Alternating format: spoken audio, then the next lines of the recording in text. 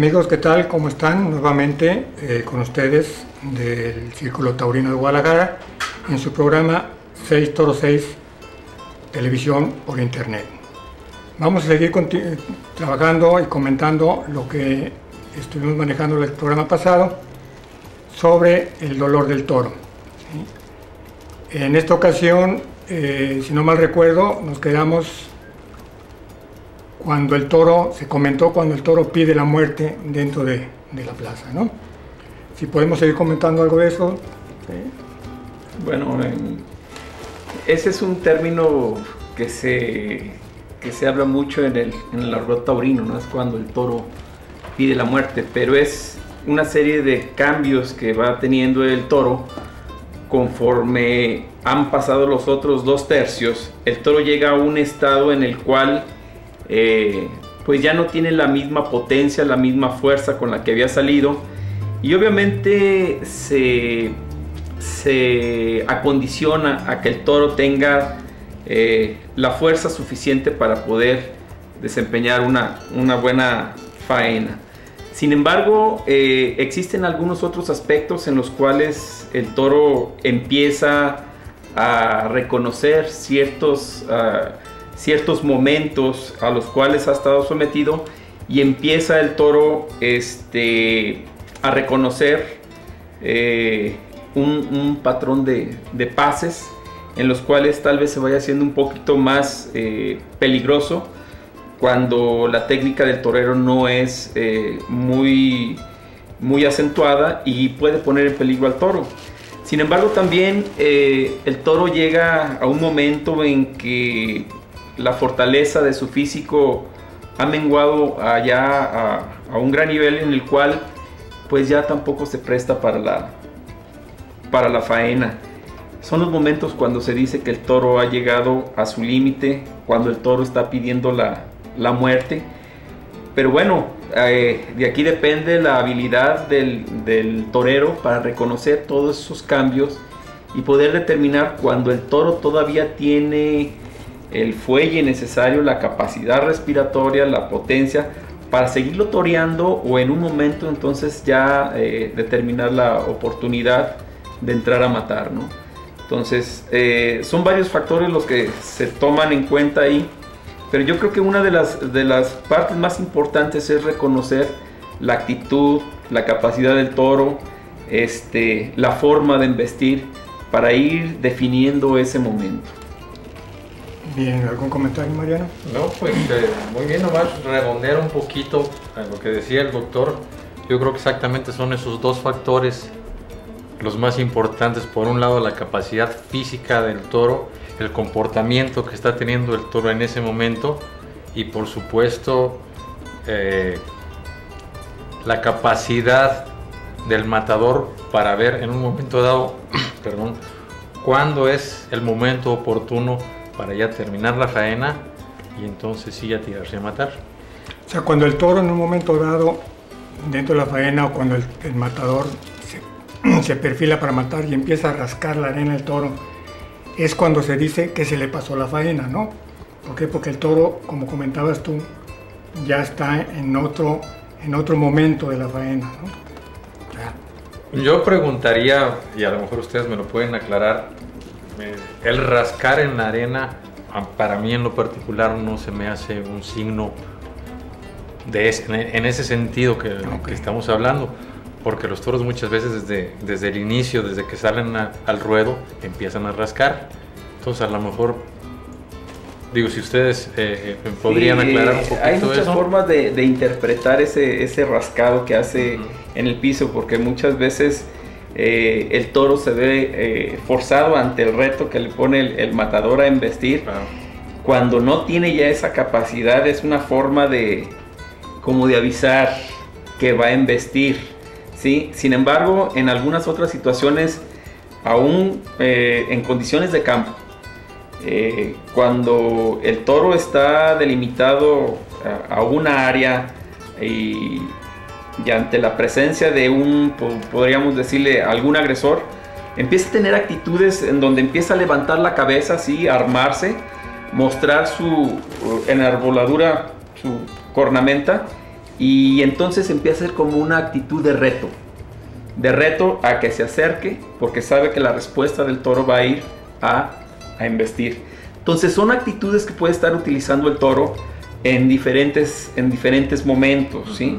Una puede ser ante el tipo de situaciones en donde está siendo forzado a pasar cuando ya no tiene esa capacidad, o cuando está siendo retado en su propio terreno a que sea pues sea un reto más estrecho para entonces expresar su fiereza, su bravura, ¿no?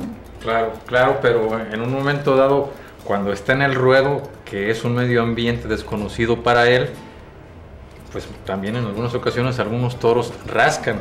Entonces hay varias teorías. Algunos dicen que es por cobardía, otros dicen que al rascar entonces está levantando del suelo moléculas de la tierra para integrarlas y saber qué está sucediendo, o sea, por medio del olfato reconocer el terreno.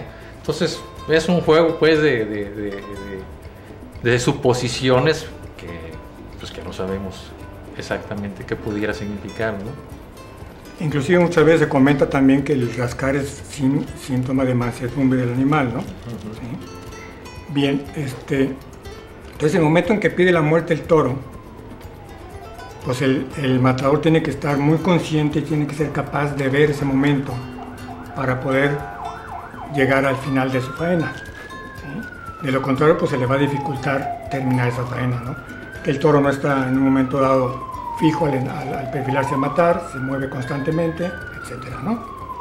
Así es, yo creo que es algo sumamente importante reconocer ese momento, puesto que ahí muchas de las faenas se ven malogradas porque ya el toro ya no tiene esa capacidad para embestir. El toro se queda muy agarrado al piso y la mera verdad, el torero va a tener muchas veces que hacer un mayor esfuerzo para poderlo matar adecuadamente que cuando el toro todavía tiene esa capacidad de embestir y que le puede ayudar en esa forma para poder hundir el estoque en la cruz.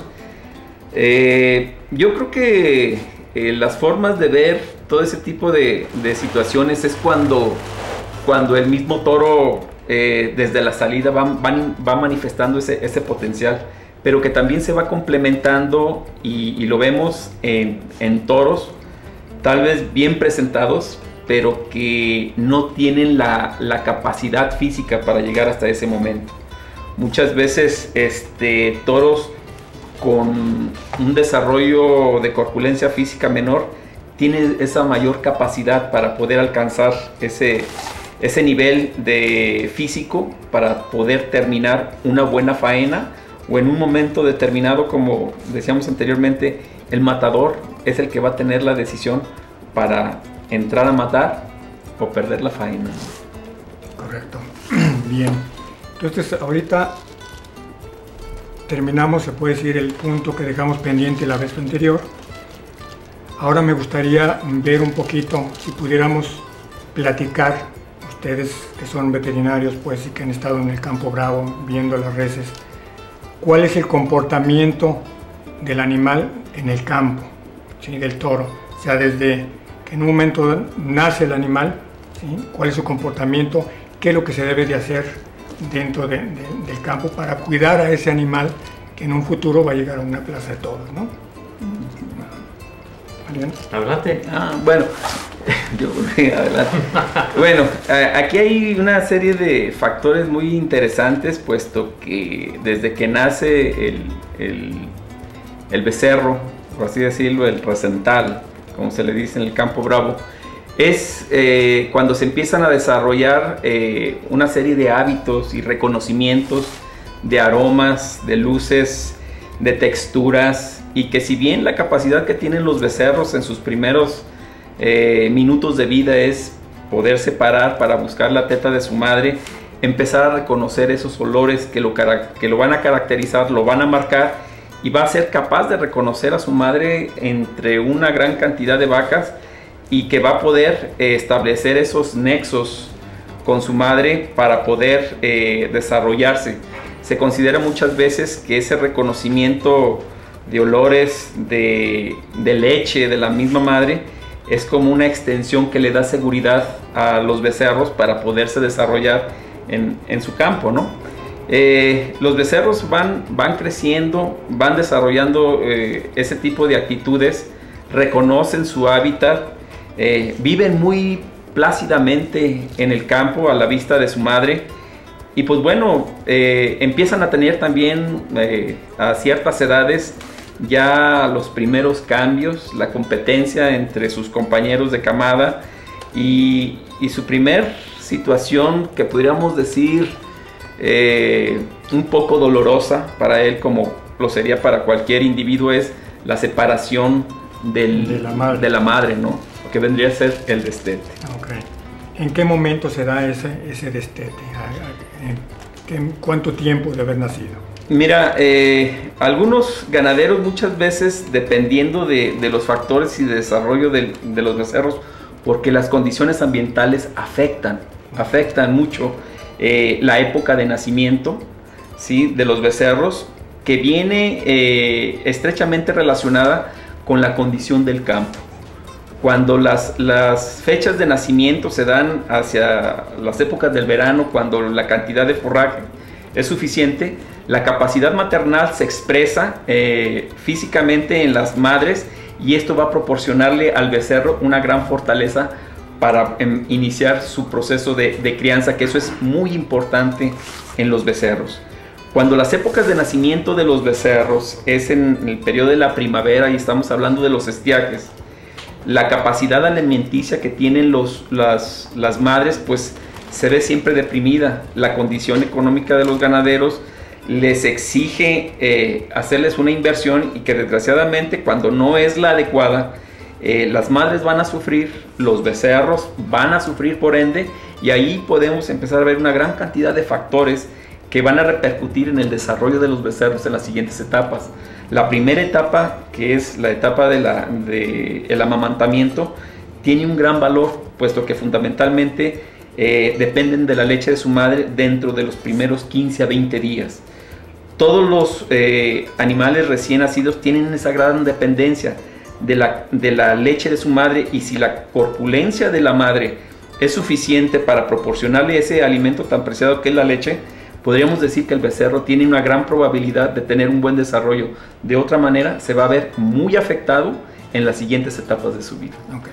Sí. O sea, perdón, sí, Mariano, adelante.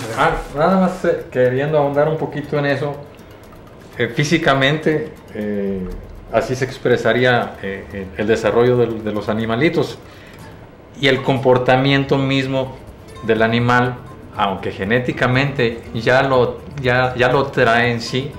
Entonces ese desarrollo físico podría alterar en un momento dado la expresión de ese comportamiento o de esa genética que trae el becerro, para después mostrarla. ¿Por qué? Porque aunque es un animal gregario, ¿sí?, de cualquier manera hay tendencia a la dominancia o a subordinarse. Entonces ahí es donde empieza a expresarse el comportamiento del animal bravo, ¿sí? Y entonces ya muchos factores, como decía el doctor, la alimentación, el medio ambiente, etcétera, etcétera, pueden afectar en mayor o menor grado la expresión de ese comportamiento. Perfecto. Bien, vamos a ir a unos comerciales y regresamos en un momento.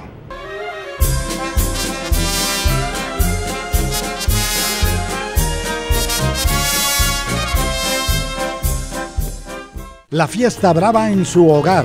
Disfrute su historia, biografías de toreros, grandes faenas con las videocolecciones taurinas en DVD únicas en el mundo. 100 años del toreo en México y España. 100 faenas de rabo. 30 toros indultados. Figuras del toreo. Grandes faenas. Descuentos por volumen. 6 meses sin intereses con algunas tarjetas de crédito. Entregamos en su hogar sin costo. Adquiérala ya. Llame ahora. Ideal para coleccionistas y como un gran regalo.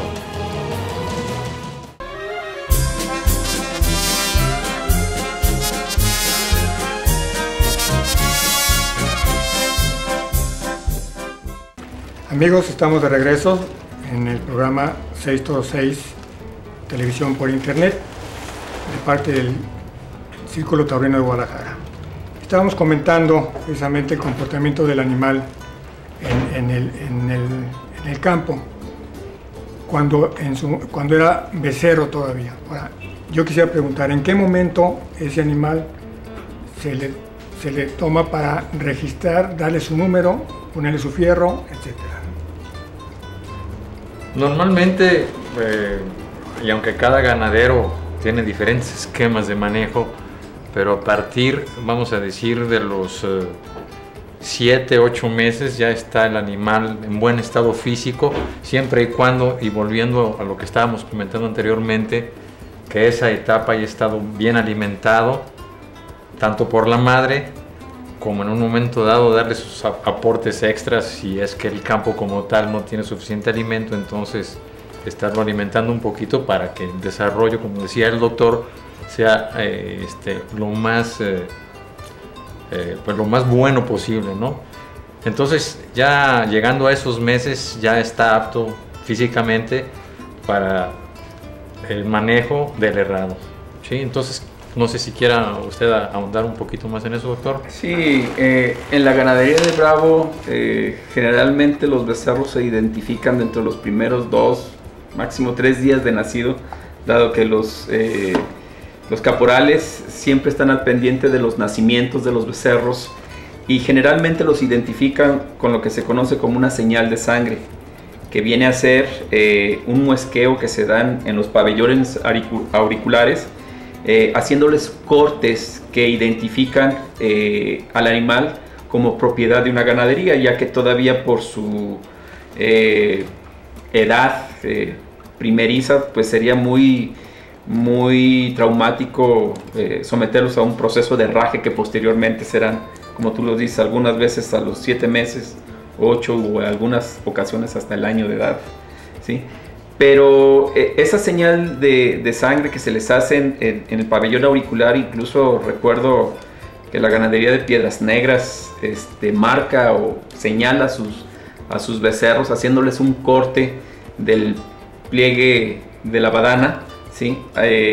Dejándoles caer ese pliegue, y pues bueno, es una característica muy específica, ¿no? Ellos no tocan las orejas, pero sí lo que es la badana.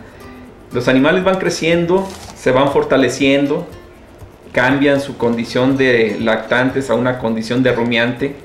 El potencial que tiene el campo para alimentarlos debería ser suficiente. Sin embargo, la reducción de las áreas que tienen los animales para pastoreo exigen la mayor parte a los ganaderos a suplementarlos en ciertas épocas del año para mantener una tasa de crecimiento que le permita un desarrollo armónico, atlético, pudiéramos decir, no gordo ni tampoco muy flaco, puesto que el desarrollo de los becerros de Bravo debe ser armónico en conjunto. Se han caído algunas veces en algunos excesos a sobrealimentar a los becerros dándoles suplementos lácteos, y muchas veces, aunque tienen un buen desarrollo de la estructura ósea, empieza a haber efectos en el proceso de desarrollo ornamental. Muchas veces la cepa de los cuernos se empieza a hacer mucho más grande, ¿sí? Y el desarrollo del estuche córneo es más lento, por lo tanto se empieza a ver una desproporción de cuernos muy anchos, cortos, ¿sí? Y que empieza, o podemos observar, lo vemos seguido en los exámenes periciales que hacemos en las plazas, cómo el cuerno viene a ser un recuerdo de las buenas épocas e incluso de malas épocas, porque podemos ver cómo el macizo óseo va muy fuertemente creciendo y el estuche córneo más lento, hasta que poco a poco empiezan a armonizarse y vemos que los pitones son muy delgados. Sin embargo, el macizo óseo o parte interna del cuerno, que es de puro hueso, es mucho más grande, y eso está dado por la alimentación. Muchos factores intervienen también en el tipo de manejo que se le dé a los animales, sobre todo desparasitaciones y suplementación en cuanto a minerales o vitaminas, que no es muy fácil manejarlo en el ganado Bravo, dado que se les pueden aplicar por una inyección. Al ganado Bravo se les proporciona todo en el alimento, hay que manejarlo lo menos posible, incluso los factores desparasitantes para que los animales no tengan un retroceso por una carga biológica parasitaria muy grande. De hecho, abundando un poquito en lo de las marcas, a los recién nacidos, inclusive, bueno, a mí me tocó vivirlo, se les ponía también un arete metálico. En ese arete metálico numerado, entonces los vaqueros o el caporal registraban el número del arete junto al número de la madre. Entonces esa era una forma de identificar qué becerro o qué becerra era hijo de tal o cual vaca y el semental que había empadrado esa vaca, ¿no? Precisamente era lo que iba a preguntar yo, que cómo van a distinguir a ese becerro si no se le pone una marca de qué madre viene, ¿no? Pero ya ahorita lo acabas de contestar. No, pero también hay un detalle muy interesante, porque en España se da así lo que es el ahijadero, cuando se da el herraje, y para que el representante gubernativo dé certeza de qué becerro es de la madre, después de las faenas van y checan el becerro con qué madre fue a ahijarse, ¿sí? Para identificar si el registro que tiene el ganadero es verdaderamente el número de la madre y corresponde al número de becerro que se le aplicó, ¿no? Entonces son características que se van identificando desde que los becerros nacen. Los becerros se ahijan con sus madres, se amamantan con sus madres. Las madres, yo creo que aquí es muy difícil, si no los reconocen desde pequeños, que otro becerro las amamante, porque generalmente huelen a sus becerros y cuando no son, generalmente los separan con una patada para evitar que sean amamantados por otros, ¿no? O sea, el comportamiento de los animales en el campo determina factores naturales que cuando uno los observa, los sabe de quién es, pero nunca está de más marcarlos, ¿no? Porque una cosa es el campo, otra cosa es la oficina donde se debe de llevar una estadística y un registro de todos esos factores muy importantes para poder llevar bien la ganadería. Correcto. Una vez entonces ya destetado el animal, el becerro, ¿sí? Todos esos becerros de esa camada se van juntos a algún potero, imagino, ¿no? Y ahí se les va criando para irlos desarrollando. Sí, deben de tener una condición y un manejo de alimentación que les permita soportar el estrés del destete, ¿no? Pero es muy importante estarlos vigilando para que los animales no vayan a perder esa condición de crecimiento. Normalmente pasan a un potrero general, o en algunos ganaderos empiezan a hacer divisiones para ir desarrollando sus encierros, ¿sí? En una forma hermanada, y no posteriormente hermanarlos cuando pudiera haber ya competencia o marcado una jerarquía de grupo entre los mismos becerros. Ok. Mariano, ¿qué puedes comentar sobre? Nada más una cuestión muy curiosa y muy característica en esa etapa, cuando se separa a los becerros de las madres, pasan pues varios días en donde se oye un mugir tanto de las vacas como de los becerros que es impresionante, ¿no? Y entonces los becerros y las vacas dan vueltas y vueltas y vueltas por el lindero, por la cerca, como esté, y dejan huella de estar buscando tanto las madres a los hijos como los hijos a las madres. Y es una etapa muy bonita, pero pues como mencionaba el doctor, pues sí es traumante en un momento dado, tanto para las madres como para los hijos en este caso, ¿no? Porque ya es la separación definitiva. Correcto. Ahora bien, se les da también un nombre según las edades. O sea, cuando nace pues es un becerro, pero no sé, al año, ¿qué nombre se les da a esos animales? ¿Herales o no sé? Mira, hay una cronología que en el ganado bravo es más característica que en el ganado manso. Y a los becerros recién nacidos o lactantes, antes de un año de edad, generalmente se les llama recentales, o sea, animales recientes de nacimiento. Cuando estos llegan al año de edad, que ya tienen sus características propias, se les denomina añojos. Los añojos siguen teniendo una tasa de crecimiento en donde van cambiando su configuración, e incluso empiezan a salir el desarrollo de sus cuernos, y se les denominan herales a los 2 años. Ya un heral, cuando llega a tener los 3 años, entonces pasa a una categoría que se le denomina utrero o novillo, ¿sí? Posteriormente, el siguiente año se le denomina novillo toro, que ya obviamente desde los 3 años ya es un individuo adulto. Un bovino de 36 meses se le considera adulto. Y ya después del toro de 4 años llega al toro, que es de 5 años. O sea, pasando los 4 años ya es toro. Sí, no, debe de llegar a los 5 años para ser toro. Ok, perfecto. Ahora bien, los potreros, actualmente, como tú comentabas, hay algunos ganaderos que separan ya lo que es el encierro, ¿sí? ¿En general se maneja eso aquí en México o se manejan los potreros con todo lo que son la camada en un momento dado de animales? La mayoría los va dejando todos en conjunto, porque generalmente no todos nacen con la misma edad, con el mismo peso. Algunos de ellos empiezan a hacer separaciones, pero por estatura. Lo ideal sería por peso, que es lo que le da la potencia a los becerros, por la competencia que pueden llegar a tener por el alimento, o en un momento dado por los juegos que tienen y la dominancia que pudiera tener entre unos y otros. Sería lo más conveniente por peso. Posteriormente, ya cuando tienen un mayor desarrollo y el desarrollo de sus cornamentas va creando también una jerarquía aparte del peso, dado que es lo primero que saben que van a utilizar para golpear y para dominar a otros.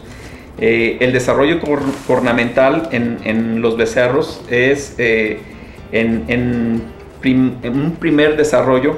En un primer año generalmente las cornamentas salen hacia afuera, en un segundo año se dirigen hacia adelante, y en un tercer año ya los novillos empiezan a mostrar sus pitones hacia arriba. Ese es un desarrollo armónico.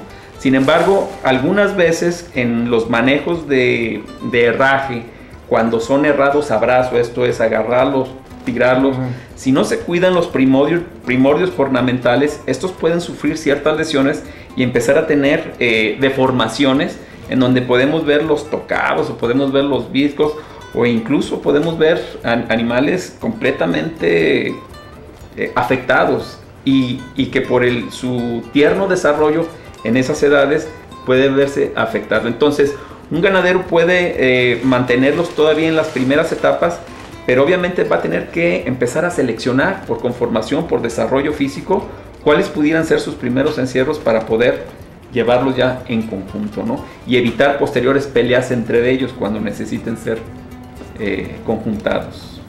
Bien.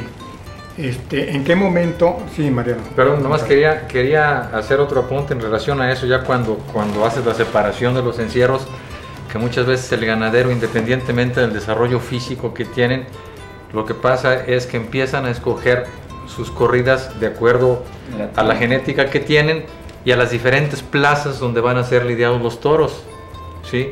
Entonces ya él escogiendo, vamos a decir, 6, 8 toros para determinada plaza, pues entonces ya los separa, y para otra plaza de menor importancia, etcétera, etcétera, ¿no? Eso es otra manera también de poder seleccionar y finalizar, podríamos decirlo así. Y siempre y cuando, siempre y cuando también las notas de tienta les permitan a los toros seguir avanzando, ¿no? Porque es algo fundamental la tienta, si el toro mantiene las características o los estándares que fija el ganadero para ser un representante de la ganadería, o mejor mandarlo a un festival o incluso al mismo rastro. Pero podríamos ahí abundar mucho en eso, porque sí, son una cosa es lo que pudiera ser los resultados de la tienta del macho en ese momento, y a lo mejor el comportamiento en la plaza fue una cosa totalmente diferente a lo que dio. Entonces ahí otra vez es otro tema a discutir, ¿no? Bien, amigos, pues les agradecemos mucho a los doctores médicos veterinarios, a Luis Burguet y a Mariano Ramírez, ¿sí?, estar nuevamente con nosotros en este programa de 6 Toro 6 Televisión por Internet. Muchas gracias y hasta pronto.